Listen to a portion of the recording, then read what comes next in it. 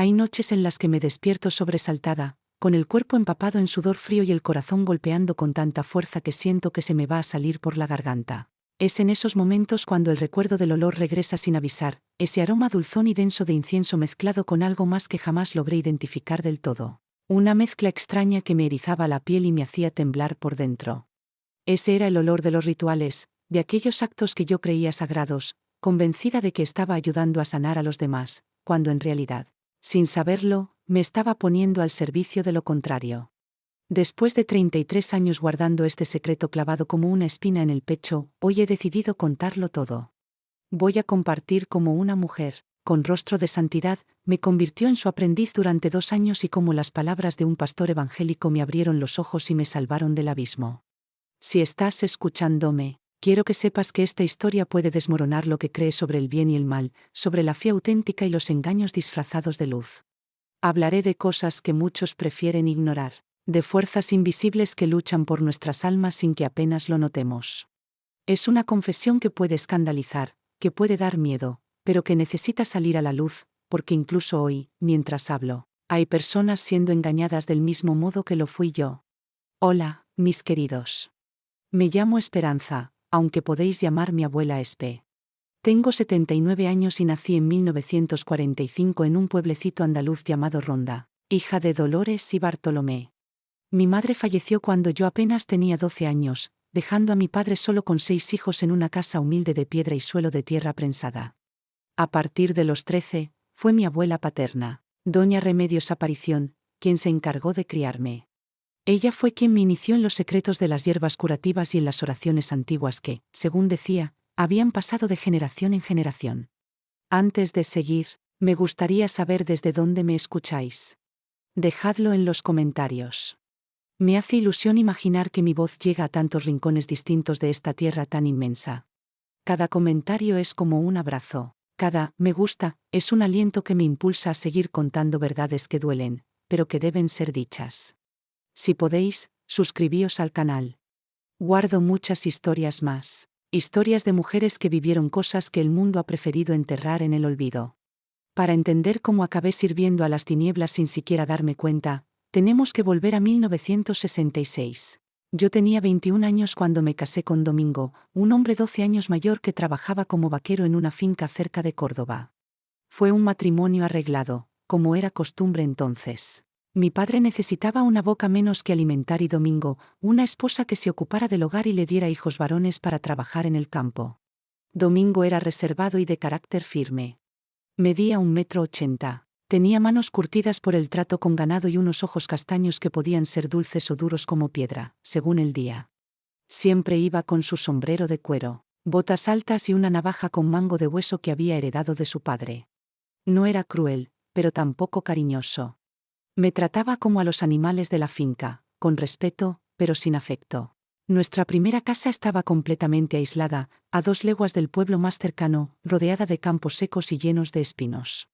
Era una casa pequeña de 3 estancias, un salón-cocina, el dormitorio donde dormíamos y un cuarto diminuto para provisiones y herramientas. Las paredes eran de piedra, el tejado de teja roja y el suelo de tierra que yo barría a diario con una escoba de ramas secas. El pozo quedaba a 50 metros y cada mañana caminaba hasta él con 2 cántaros colgados de una vara sobre mis hombros. El agua sabía a hierro y tierra, pero era lo que había. Para lavar la ropa debía caminar aún más, hasta una charca que en los veranos más duros se secaba por completo. Era una vida áspera, donde cada gota de agua valía más que el oro. Domingo salía antes del amanecer y no regresaba hasta que las estrellas estaban bien altas. Yo me quedaba sola, cocinando, limpiando, cosiendo y remendando ropa. Los fines de semana, si él se quedaba en casa, hablábamos poco. Le gustaba sentarse en el porche, fumar su cigarro de picadura y mirar al horizonte como si esperara algo que nunca llegaba. Los hijos tardaron en llegar, y eso nos inquietaba a ambos. En la Andalucía de aquellos años, una mujer que no quedaba embarazada pronto era mirada con lástima, como si no cumpliera su papel natural. Domingo nunca me lo dijo en voz alta, pero yo lo sentía en sus silencios y en la manera en que me miraba.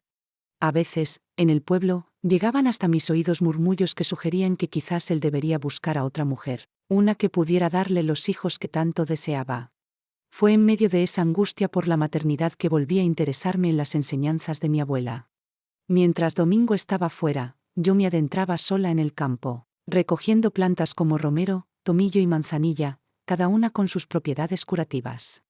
Preparaba infusiones, ungüentos y baños para estimular mi cuerpo, deseando con toda el alma que alguna fórmula natural me ayudara a concebir. Aunque el paisaje parecía árido, el campo escondía una botica entera para quien supiera mirar. Mi abuela me había enseñado que todo tenía su momento y su propósito, que no se arrancaba una planta sin antes pedirle permiso a la tierra. Los primeros remedios los preparaba solo para mí, pero las mujeres de la zona empezaron a notar que yo sabía algo. Primero fue doña Concha, la esposa del capataz de una finca vecina. Vino desesperada porque su niña tenía una diarrea que no se le quitaba con ningún remedio de farmacia. Le preparé una infusión con hojas de guayabo y corteza de encina, y en 3 días la niña estaba sana. La noticia corrió como fuego por el campo seco. Pronto empezaron a venir otras mujeres. Unas con dolor de cabeza, otras con maridos enfermos del riñón, muchas con hijos que lloraban sin parar por la noche. Las atendía con afecto, cobrando solo lo justo para reponer lo que no encontraba en el campo. Y así me fui dando cuenta de que tenía un don. No era solo lo que había aprendido de mi abuela. Era algo más profundo, algo que parecía brotar de mis manos. Cuando tocaba a una persona enferma, sentía un calor suave en las palmas, como una energía que salía de mí y entraba en el cuerpo del otro. A veces, las personas mejoraban antes de tomar siquiera las infusiones. Al principio, Domingo se mostró receloso. No le gustaban las visitas constantes, decía que prefería una vida tranquila. Pero cuando vio que el dinero extra ayudaba con los gastos, su opinión cambió. Incluso construyó un pequeño cuarto en la parte trasera de la casa para que pudiera atender con más privacidad. En 1968, después de tanta espera, quedé embarazada. Fue un embarazo difícil, lleno de náuseas y mareos, pero me sentía dichosa. Domingo también cambió. Hasta me traía flores del campo de vez en cuando. Nuestro primer hijo se llamó Vicente, como el padre de Domingo. Nació sano, con unos ojillos vivos y un llanto que se escuchaba desde el corral. Con Vicente en brazos, mi fama como curandera creció todavía más. Las mujeres decían que una mujer que logra concebir después de tanto tiempo debía estar bendecida. Venían no solo por dolencias del cuerpo, sino también por problemas de amor, dinero o familia. Entre 1968 y 1975 tuve 4 hijos más: Francisco, Valeria, Concepción y Expedito. La casa se nos quedó pequeña, y Domingo consiguió un trabajo mejor en una finca más grande donde nos dieron una vivienda más amplia. Era sencilla, pero tenía 5 habitaciones y un patio donde planté mis hierbas. Para entonces ya era conocida en muchas ciudades como la Santiguadora Esperanza. Venía gente de Antequera, de Lucena, incluso desde Córdoba para consultarme. Atendía todo tipo de casos, desde insomnio hasta problemas matrimoniales graves. Mi método era siempre el mismo: primero escuchaba, no solo los síntomas físicos, sino también las penas del alma. Después hacía lo que yo llamaba un diagnóstico del corazón. Era como si pudiera ver dentro de las personas. Luego, preparaba el tratamiento, a veces con hierbas y oraciones, otras con baños, inciensos o pequeños rituales de limpieza. Lo que me diferenciaba de otras curanderas era que mis tratamientos funcionaban. Gente que había visitado a muchos sin resultado encontraba alivio conmigo. Hasta casos que los médicos daban por perdidos, mejoraban. Yo misma a veces me sorprendía, como si una fuerza mayor actuara a través de mis manos. Entre 1966 y 1989 construí una vida que yo creía bendecida. Domingo prosperó, compró unas pocas cabezas de ganado. Los hijos estudiaron, algunos llegaron a terminar el bachillerato en la ciudad. Yo tenía una clientela fiel, ganaba buen dinero y era respetada. Pero fue justo cuando parecía que lo tenía todo, cuando ya tenía 44 años, que apareció en mi vida la mujer que lo cambiaría todo. Se llamaba Elvira. Una mujer alta, de cabello oscuro y ojos profundos, con una voz dulce que contrastaba con su mirada afilada. La primera vez que la vi fue en el mercado de Lucena, cerca del puesto de hierbas donde yo solía comprar lo que no encontraba en el monte. Se acercó preguntando por la raíz de Angélica, y me sorprendió que conociera su nombre y uso. Eso no era común en mujeres de ciudad. Charlamos un poco, y antes de irse me dijo que había escuchado hablar de mí y que le interesaban los métodos naturales de sanación. Me pareció amable, educada y culta. Me preguntó si podía visitarme para aprender, y yo, halagada, le abrí las puertas de mi casa. Al principio venía una vez por semana. Observaba cómo preparaba las mezclas, anotaba todo en una libreta pequeña, hacía preguntas inteligentes y me ayudaba con las consultas más sencillas. Los pacientes la aceptaron rápido. Tenía un don para calmar a los niños y una forma especial de hablar con los ancianos. En poco tiempo se convirtió en mi sombra. Yo le contaba todo, las recetas, los secretos que me había confiado mi abuela, incluso las oraciones que solo usaba en casos especiales. No sé en qué momento comenzó a cambiar todo. Quizás fue cuando la noté demasiado interesada en los casos más difíciles, esos donde la energía se vuelve densa y peligrosa. O cuando empezó a recibir a algunos pacientes sola, sin pedirme permiso. Domingo me advirtió. Dijo que no confiaba en ella, que había algo extraño en su forma de moverse por la casa, como si ya le perteneciera. Yo, tonta de mí, creía que eran celos o exageraciones suyas. Es solo una aprendiz, le decía yo. Una mujer curiosa y buena. Hasta que un día desapareció. Sin despedirse, sin recoger sus cosas, sin dejar nota. Simplemente no volvió. Y con ella desaparecieron también mis 3 libros de recetas, la libreta donde tenía anotados los rituales de mi abuela, y una caja con plantas secas raras que guardaba con celo. Me dolió como si me hubieran arrancado una parte del alma. No era solo la traición. Era que me sentí usada, robada, expuesta. Por semanas estuve desconsolada. No atendía pacientes, me encerré en casa, apenas hablaba. Domingo, por primera vez en muchos años, me abrazó sin decir nada. Me dejó llorar en su pecho como cuando recién llegamos al pueblo. Pensé que lo superaría, que con el tiempo volvería a mi ritmo. Pero entonces empezaron a llegar rumores. Que en Córdoba había una mujer llamada Elvira que ofrecía los mismos tratamientos que yo. Que hablaba de su formación tradicional con una sanadora del campo andaluz. Que cobraba el doble y atendía solo a clientes selectos. Alguien me trajo un folleto. Allí estaba ella, con un vestido blanco, rodeada de velas, presentándose como terapeuta ancestral certificada. Me hervía la sangre. No solo había robado mis saberes, sino que los vendía como mercancía de lujo, negando su origen humilde y espiritual. Mi abuela decía que hay heridas que no se ven, pero que sangran igual. Esa fue una. Una que se abrió sin cuchillo, pero dejó cicatriz. Después de eso, cambié. Me volví más reservada. Volví a escribir todo a mano, pero esta vez lo guardaba en lugares que solo yo conocía. Seguí ayudando a la gente, pero con otro espíritu. Más prudente, más silenciosa. Y aunque muchos me preguntaban por qué ya no enseñaba, yo solo respondía: hay saberes que no todos merecen. Los años pasaron y, aunque seguía curando, algo en mí se había endurecido. Tal vez fue la traición de Elvira o simplemente el peso del tiempo. Lo cierto es que empecé a notar una distancia sutil, pero dolorosa, en mi propia familia. Mis hijos, ya adultos, se habían marchado del pueblo. Decían que la vida rural no les ofrecía futuro, que querían algo más que hierbas, silencio y supersticiones. Al principio me escribían, me llamaban. Luego, solo en fechas señaladas. Y con el tiempo, ni siquiera eso. Mi nuera, la esposa de mi hijo mayor, fue la primera en ponerlo en palabras. Durante una visita breve en Navidad, mientras tomábamos café, me dijo con una sonrisa tensa: los niños ya no creen en esas cosas, Esperanza. Es hora de que te actualices un poco. Yo no respondí. Solo la miré fijamente, y ella bajó la vista. No porque se sintiera avergonzada, sino porque sabía que no iba a convencerme. Mis nietos crecieron sin aprender lo que yo sabía. No conocían el nombre de las plantas, ni cómo preparar una infusión para el miedo, ni qué oración se decía cuando un bebé no dormía por el mal de aire. Para ellos, yo era solo una abuela un poco rara, que hablaba con plantas y rezaba en voz baja cuando llovía fuerte. Una reliquia de otro tiempo. Los vecinos más jóvenes también empezaron a mirar con sospecha. Las nuevas generaciones crecían con médicos, psicólogos, farmacias. Ya no me traían a sus hijos cuando tenían fiebre.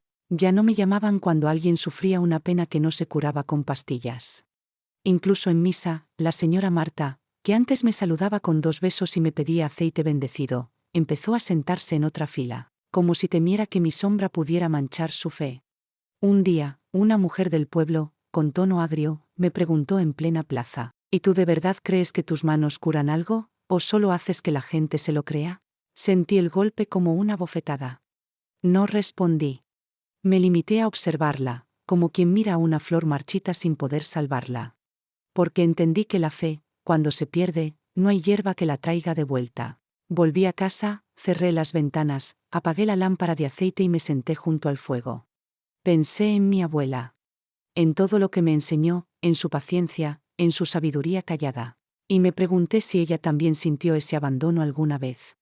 Si cuando envejeció, alguien le dijo que ya no servía, que sus oraciones eran solo cuentos. Me dolió no tenerla para preguntárselo. Pero en esa misma noche, mientras las brasas se apagaban lentamente, algo dentro de mí se encendió. Una certeza que había olvidado entre el ruido y el desprecio. Yo no curaba por reconocimiento. Ni por gratitud, ni por tradición.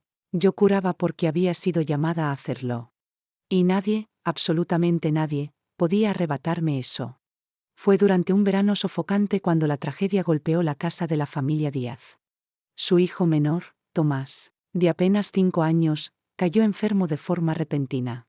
Primero fiebre. Luego convulsiones. Y finalmente, un silencio aterrador que ni los médicos del hospital comarcal supieron explicar. La madre, desesperada, lo llevó y trajo de consultas, exámenes, sueros. Nada funcionaba. El niño no despertaba. Tenía los ojos cerrados, la piel helada y los labios azulados, como si algo invisible lo retuviera en otro mundo. Una vecina, una de esas que antes me miraban de reojo, vino a tocar a mi puerta. Su voz temblaba. Esperanza. La madre de Tomás está desesperada. Dice que ha probado todo. Y que si usted pudiera, aunque sea verlo. No dije nada. Me quité el delantal, tomé mi bolsita de tela con las plantas secas, el aceite y la cruz de mi abuela, y caminé hasta la casa de los Díaz.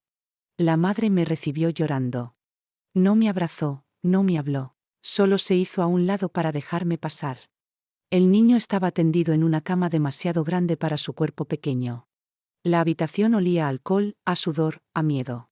Me acerqué en silencio. Le toqué la frente. Estaba tibia, como una piedra al sol. Le tomé la mano, murmurando una oración antigua que ya nadie recordaba. Con la otra mano, deslicé aceite bendito por sus sienes, por su pecho. Canté en voz baja, con la garganta apretada, pero sin dudar.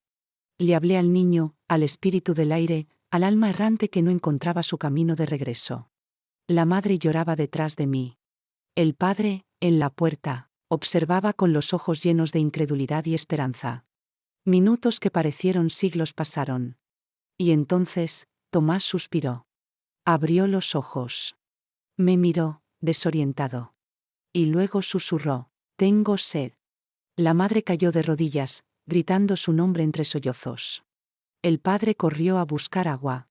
Yo me levanté, sin decir palabra, recogí mis cosas y salí de la casa. La noticia se esparció como el humo por el pueblo. Al día siguiente, había gente esperándome en la puerta. Una mujer con dolor de espalda. Un hombre con insomnio. Una niña que lloraba por las noches. Ya no me llamaban bruja. Ni la vieja loca. Volvieron a llamarme Esperanza. Y eso era suficiente. Pasaron los años, uno tras otro, y aunque mi cuerpo se fue debilitando, mi espíritu seguía firme. Nunca volví a sentarme en la iglesia del pueblo, pero tampoco me alejé de Dios.